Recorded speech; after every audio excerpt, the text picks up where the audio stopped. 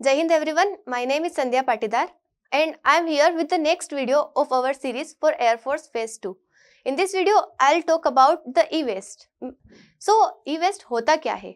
E-waste is generally those computer equipments, electrical equipments जैसे कि mobile, charger, laptop और कोई सा भी इलेक्ट्रॉनिक इक्विपमेंट जो कि खराब हो गया है, अब हम यूज़ नहीं कर रहे और हमारे पास रखा है, वो सब वेस्ट हो जाता है। हम उसे डस्टबिन में डाल देते हैं या कहीं पे भी फेंक देते हैं या कि कोई लेने वाला आता है उसे दे देते हैं। तो ये सारा जो वेस्ट होता है जो किसी भी इलेक्ट्रॉनिक सब्सटेंस से होता है उसे हम कहते हैं ई वेस्ट। अब हमारे पास रिक्वायरमेंट क्यों हुई ई वेस्ट मैनेजमेंट की? क्योंकि यहाँ पे बहुत सारे चैलेंजेस हैं जो कि जुड़े होते हैं ई वेस्ट से। अब क्या क्या चैलेंजेस हो सकते हैं हम अभी बात करेंगे यहाँ पे।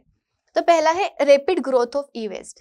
जैसे ही टेक्नोलॉजीज बढ़ती जा रही है, different kinds of electronic equipments का डेवलपमेंट होता जा रहा है। कई तरीके के mobile, chargers, laptops, computers, AC, refrigerator, ऐसे कई सारी, इवन आज के टाइम पे तो हर हमारी इतनी नीड बन गई है कि हम इलेक्ट्रॉनिक आइटम्स के ऊपर ही डिपेंड है। सुबह से शाम तक हम उनका ही यूज़ करते हैं।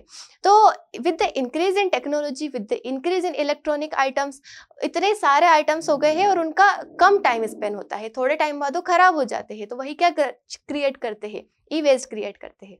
और ये हमारे लिए चैलेंज इसलिए है क्योंकि ई वेस्ट जो होता है उसके अंदर कई सारे ऐसे मेटल्स, ऐसे मटेरियल्स का यूज़ किया जाता है जैसे लेड, मरकरी, क्रोमियम, ऐसे कुछ होते हैं जो कि हमारी हेल्थ के लिए हार्मफुल होते हैं। अगर वो हमारी हेल्थ के कांटेक्ट में आते हैं तो वो हेल्थ को हार्म करते हैं। तो इसीलिए इनसे ये हमारे लिए एक चैलेंज होते हैं। जैसे इनफॉर्मल रिसाइकलिंग प्रैक्टिसेस, हमारी कंट्री में ई वेस्ट की रिसाइकलिंग के लिए बहुत कम एफर्ट्स है। अर्लियर 2020 के पहले तो ओनली 10% आइटम्स रिसाइकल हो पाते थे, अभी 20% कर दिए गए हैं। लेकिन रिसाइकलिंग इतनी नहीं हो पाती है और इनफॉर्मल रिसाइकलिंग होती है। अब ये इनफॉर्मल रिसाइकलिंग क्या होता है? इट मीन्स कि या तो उसको रिसाइकल करने के लिए उसे बर्न कर दिया जाएगा या फिर किसी एसिड में डाल दिया जाएगा, बट उसके अंदर जो भी मटेरियल होता है, जो भी मेटल्स होते हैं, वो एक हार्मफुल गैसेस निकालते हैं। वो एयर पोल्यूशन करेंगे, वो आपकी हेल्थ के लिए हार्मफुल रहेंगे, स्किन के लिए हार्मफुल रहेंगे। तो ये एक चैलेंज है ई वेस्ट के लिए।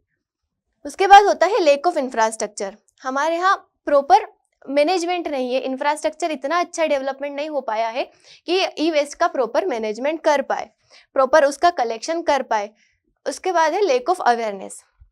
People are not aware about the E waste management, कि हमें इनको किस तरीके से रखना है। हमारा अगर कोई भी इलेक्ट्रिकल इक्विपमेंट्स खराब हो जाता है, हम उसे डस्टबिन में डाल देते हैं, कहीं फेंक देते हैं। प्रॉपर हमारे पास अवेयरनेस नहीं है कि ये हमारी हेल्थ को इम्पेक्ट कर सकता है। अगर किसी चाइल्ड के कॉन्टेक्ट में अगर ये डिवाइस आती है तो वो उसको कई तरीके से हार्म करता है। तो there is a lack of awareness in our society which has created its bad effects. उसके बाद टॉक्सिक कंपोनेंट, जैसे कि मैंने अभी बताया, उसके अंदर कई सारे टॉक्सिक कंपोनेंट्स रहते हैं, कई सारे ऐसे मटेरियल रहते हैं जो कि हार्मफुल रहते हैं हेल्थ के लिए। उसके अंदर से कुछ ऐसी फ्लेम निकलती है, कुछ ऐसी ऐसे गैसेस निकलती है अगर उनको जलाते हैं हम, या फिर उनके कांटेक्ट में आने से ही कुछ स्किन डिजीजेस या फिर कुछ प्रॉब्लम्स शरीर में, हेल्थ इश्यूज हो सकते हैं। उसके बाद लैक ऑफ ग्लोबल कोऑपरेशन। अभी ग्लोबली भी इतना कोऑपरेशन, इतने सारे कुछ रूल्स रेगुलेशंस नहीं बनाए गए जो कि ई वेस्ट को मैनेज कर पाए। बेसल कन्वेंशन हुआ था जिसने केमिकल हजार्डस वेस्ट को मैनेज करने के लिए बात करी थी, लेकिन उसमें भी ई वेस्ट के बारे में कोई बात नहीं हो पाई थी। तो अभी ग्लोबली भी रिक्वायरमेंट है कि हम ई वेस्ट को मैनेज करने के लिए कुछ इनिशिएटिव्स ले। उसके बाद हम देखें कि क्या कर सकते हैं हम ई वेस्ट को मैनेज करने के लिए। तो there are some opportunities which we can implement to recycle और to manage the E waste. तो उसमें फर्स्ट होता है रिसाइकल एंड रिकवरी। तो इसे हम देखेंगे। रिसाइकल मतलब होता है कि अगर आप कोई सा भी इलेक्ट्रॉनिक इक्विपमेंट है उसमें इस तरीके से उसे बनाए, जैसे पूरा तो खराब होता नहीं है। अगर आपका मोबाइल खराब हो गया है तो उसके अंदर कुछ तो मटेरियल होगा जो कि हम वापस यूज़ कर सकते हैं, उसको रिकवर कर सकते हैं।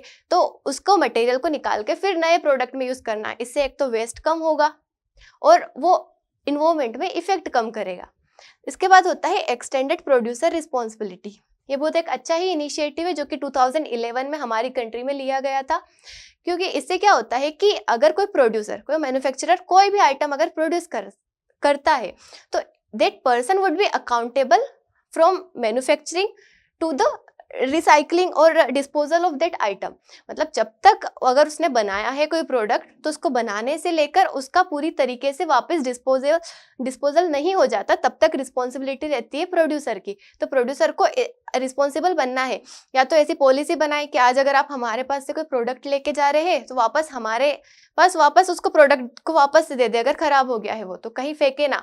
तो इस तरीके से अगर प्रोड्यूसर रिस्पॉन्सिबल रहेगा तो वो आइटम कहीं जाएगा ही नहीं, कहीं वेस्ट ही नहीं होगा। इस तरीके से हम मैनेज कर सकते हैं। उसके बाद circular economy model. Circular economy is similar to the recycling model, मतलब अगर कोई आइटम खराब हो गया है तो उसे वापस से रिसाइकल कर ले, फिर यूज कर ले, उसके कुछ मटेरियल्स को यूज कर ले, किसी उसे फेंके ना। उसके बाद इनोवेशन इन मटेरियल डिजाइन, मतलब मटेरियल को ऑलरेडी जब बनाते टाइम ही इस तरीके से बनाए कि उसके अंदर इस तरीके से फीचर्स डाले ताकि अगर खराब होता है वो तो उसका अगर एक आइटम खराब हुआ तो उसे निकाल के हटा दे, उसकी जगह नया इम्प्लीमेंट कर दे और वापस से वो प्रोडक्ट यूज में ले ले।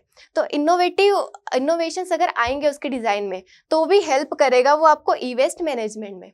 अगर हम इंडिया की बात करें तो इंडिया ने क्या क्या इनिशिएटिव्स लिए हैं ई वेस्ट को मैनेज करने के लिए। तो 2011 में नॉर्म्स आए थे जिसमें एक्सटेंडेड प्रोड्यूसर रिस्पॉन्सिबिलिटी, जैसा कि मैंने मेंशन किया था कि प्रोड्यूसर को रिस्पॉन्सिबल रहना पड़ेगा उस प्रोडक्ट को बनने से लेकर डिस्पोजेबल तक। उसके बाद होता है 2016 में कुछ ई वेस्ट मैनेजमेंट के रूल्स आए थे जिसमें 21 प्रोडक्ट्स को इंक्लूड किया गया था जो कि ई वेस्ट करते हैं, जो ई वेस्ट जनरेट करते हैं, जिसमें CFL और मरकरी से रिलेटेड कुछ प्रोडक्ट्स थे, इनको मैनेज करने के लिए बात की गई थी। उसके बाद 2022 में गवर्नमेंट ऑफ इंडिया ने नोटिफाई किया था ई वेस्ट मैनेजमेंट रूल्स, जिसमें भी इनका मेन पर्पस था कि कुछ जो हार्मफुल मटेरियल्स है जैसे लेड, मरकरी, उनका मिनिमाइज कर दे उनका यूज। अगर मिनिमाइज हो जाएगा तो उनकी जगह कुछ सब्सटीट्यूशन ढूंढे कि कुछ और मटेरियल यूज करे जो कि इतना हार्मफुल इफेक्ट क्रिएट ना करे। एक point I forgot to mention कि भोपाल में एक इंडिया का फर्स्ट ई वेस्ट क्लिनिक बनाया गया है जहाँ पे इस जितने भी ई वेस्ट मटेरियल्स हैं उनको वहाँ पे जाके सब जमा कर सकते हैं। उसके बाद how can India work towards reducing and recycling e waste more effectively. अब और क्या तरीके हैं जिससे इंडिया उन पे वर्क करके ई वेस्ट को मैनेज कर सकता है। तो इसमें फर्स्ट आता है फॉर्मलाइजिंग ई वेस्ट कलेक्शन। अगर हमारे यहाँ प्रॉपर कोई अथॉरिटी होगी, कोई बॉडी होगी जो कि इन सारे वेस्ट को कलेक्शन पे को पीछे ध्यान रखे कि अगर कोई म्युनिसिपल बॉडी है वो घर घर जाके कलेक्ट करे कि हाँ यहाँ पे जो भी इलेक्ट्रिकल इक्विपमेंट्स है उनको कलेक्ट करे, फिर उनको वापस कंपनी तक पहुँचा के रिसाइकल करवा दे, रिकवर करवा दे। तो अगर फॉर्मलाइज होगा ये, इनफॉर्मल सेक्टर में हमारे यहाँ मोर देन 90% ई वेस्ट जो है इनफॉर्मल सेक्टर में जाता है। तो अगर वो फॉर्मल हो जाएगा, गवर्नमेंट के पास जाएगा तो उससे नया प्रोडक्ट बनेगा और ई वेस्ट कम होगा। उसके बाद है E waste tax credit for manufacturer. अगर कोई मैन्युफैक्चरर है, अगर उसको इंसेंटिव देंगे, हम इंसेंटिव देंगे कि वो इस तरीके की डिजाइन्स बनाए जो कि वापस से हम उसको रिसाइकल कर सके, रिपेयर कर सके और अच्छा मटेरियल बनाए। मतलब अगर वो खुद रिस्पॉन्सिबिलिटी देगा, जैसे हमने एक्सटेंडेड प्रोड्यूसर रिस्पॉन्सिबिलिटी की बात करी, अगर मैन्युफैक्चरर खुद रिस्पॉन्सिबिलिटी लेगा कि अगर उसने किसी प्रोडक्ट को बनाया है तो वापस अगर खराब होने पे उसी के पास आए तो गवर्नमेंट कुछ इंसेंटिव प्रोवाइड करे ताकि वो और ज़्यादा उनको मोटिवेशन मिले कि हाँ मुझे ये काम करना है। उसके बाद होता है ई वेस्ट ATMs।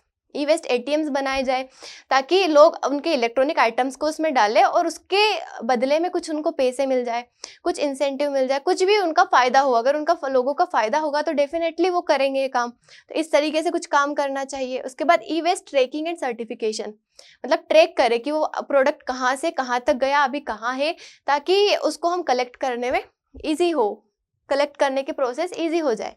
उसके बाद ई वेस्ट आर्ट एंड अवेयरनेस, मतलब कुछ आर्ट एंड अवेयरनेस के थ्रू, ऐसे कि कुछ वीडियोस के थ्रू या कुछ स्टैचू वगैरह बनाने के थ्रू लोगों को अवेयर किया जाए कि ये जो ई वेस्ट है हमारे लिए हार्मफुल है, ये लोगों के लिए हार्मफुल है। अगर लोग ये बात समझ जाएंगे कि ये लोगों के लिए हार्मफुल है, मतलब तो वो ज़्यादा से ज़्यादा अवेयर होंगे, इसका यूज़ कम करेंगे। या फिर कोई भी प्रोडक्ट अगर ख़राब हो गया है तो उसे वो कचरे में फेंकने की जगह, डस्टबिन में फेंकने की जगह उसकी रिस्पॉन्सिबिलिटी लेके या तो उसे रिपेयर करवाने भेज देंगे या गवर्नमेंट के पास जमा कर देंगे, म्युनिसिपैलिटी के थ्रू या किसी भी थ्रू। तो ये सारे कुछ इनिशिएटिव्स है या फिर कुछ सजेशंस है जो कि अगर इंडिया लेता है तो वो ई वेस्ट को प्रॉपर तरीके से मैनेज कर सकता है।